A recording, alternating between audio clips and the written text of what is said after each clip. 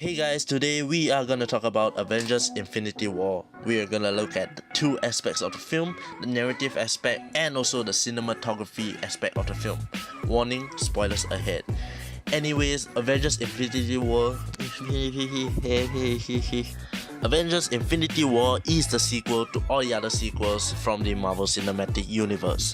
It is directed by the Russo brothers and it stars almost all the Avengers, not gonna list the actors, except Hawkeye and Ant-Man.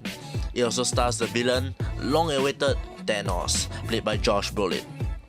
This movie is basically the start of the climax of the 10 years of the MCU and broke new records. Basically, Thanos is finally going around collecting the Infinity Stones for himself, to him, for the greater good, to wipe out half the universe by snapping his finger, which isn't possible because the gauntlet is made of metal and it cannot create a sound. Anyway, let's start with cinematography of the film. Marvel knew they had this problem when they had 20 over principal actors and 19 of them big enough to get top billing on the posters. They had to make sure all of them had satisfying amount of screen time and character growth, all while contributing something meaningful to the plot. Because if someone walked out of the theater feeling that their favorite character was just cameo, this movie would have failed them on some level.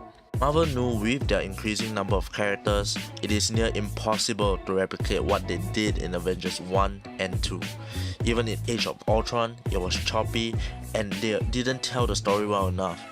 In Infinity War, however, Marvel decided to split the Avengers into 3 different groups at 3 different places, all with very different settings and color palettes. Biggest fight of course is the battle for Wakanda, with a green setting and also in the forest, where Captain America, Vision, Scarlet Witch, Falcon, War Machine, Black Widow, Bruce Banner in the Hulkbuster suit, Black Panther and his army fought Thanos' children and Thanos' army.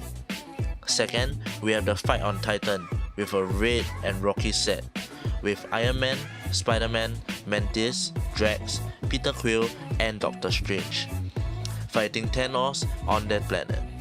Third is not really a fight, but it shows Thor, Rocket and Groot preparing the forgery to make a Stormbreaker and also the only weapon that can kill Thanos on a bluish black setting. This helped the audience to differentiate the different sets and help us follow where the characters are. Also, this gives the movie 3 separate climaxes on a single villain. This allowed Marvel to not miss out any characters and having them nothing to do. If you watch the movie, you would know that all of the characters are of some importance no matter where they were, except Wong of course. This cinematography helps solving the screen time problem and also tells a better story. Next, I'm gonna talk about the narrative aspect of the film.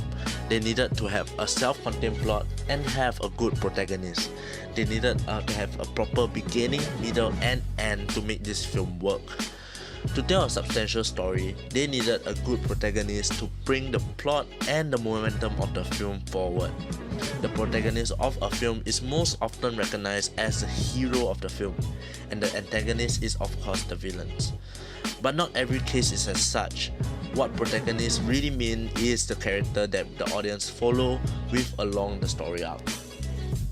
Marvel couldn't make any of the heroes the protagonists as it would be difficult for the hero to follow the story since there are so many different heroes, and also with the 3 sets. Thanos on the other hand in this movie can be the protagonist of the film. He may not be the hero of the film, but he is definitely the protagonist. The entire film is following Thanos' quest to acquire all the 6 Infinity Stones. We see his hardship, we see his pain, we see his success. We see the problems he faces, and actually is the only character in the film to make real sacrifices for his goal, like his daughter Gamora for the Soul Stone. An easy way to tell if you haven't watched the film is the amount of screen time they have in the movie. Generally, the more important the character is, the more screen time they'll have. In Avengers Infinity War, out of 160 minutes of the entire film, Thanos gets a whopping 29 minutes screen time. That's almost 1/5 of the film. For comparisons, Gamora has 15 minutes, Iron Man has 18 minutes, and Thor had only 14 minutes screen time. Thanos is the only character that has screen time more than 20 minutes. So this shows that Thanos, although he is the villain, he is the protagonist of this film in this case. Alright, thanks for watching for today's episode. Never see you again. Bye. Avengers Infinity War.